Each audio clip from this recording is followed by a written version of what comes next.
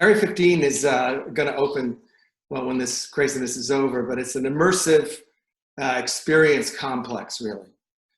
It's going to have a variety of things from Meow Wolf. I'm going to be putting something in there called Wink World, which is sort of a psychedelic infinity mirror exhibit. There's going to be augmented reality, virtual reality, axe throwing. So it isn't. Sometimes it's technology, high tech. Sometimes it's low tech. But lots of art, lots of local artists with kind of a maker vibe as well, sort of mixed throughout. But it kind of the reason I made my title Director of Cool Stuff is that I don't really care about whether something's art in a museum. I just care whether it's kind of cool.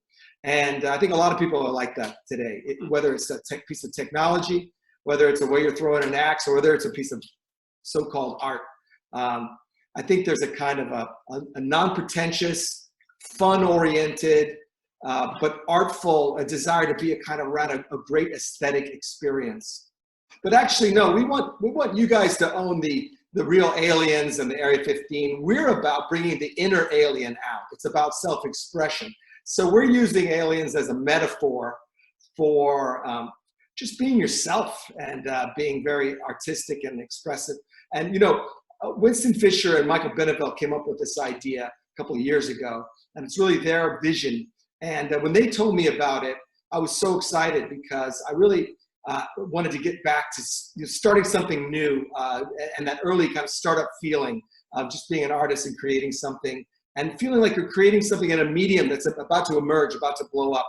So I really was attracted to the project. I'm really happy they brought me on.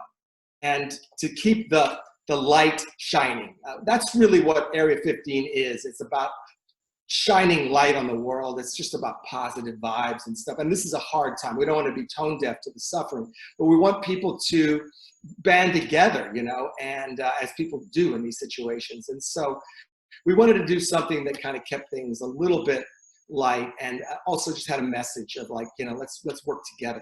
And so we made the video, and we had some aliens because we do have aliens every so often as a kind of, kind of ironic metaphor for letting your own freak flag fly, if you will. And so we just used them really quickly, put mouths on them and everything. And so we hired this very talented sort of performance couple, Nate and Hilla, who I've been following for a while and a big fan of and always wanted to work with. And so as soon as Winston said, hey, let's make a video, let's send something out to help people, I said, I know exactly who to call. So we got together. I said, I've got some aliens. You guys are really good at, rapping and stuff. And so we threw it together in really just a couple of days. We're just trying to be part of the good vibe. And so if people feel moved to share it, then that's great. If it doesn't connect, then that's fine too. But we've gotten some good feedback so far that people have enjoyed having something to send along. And there's so much. I mean, if you're like me, I'm watching the news a lot.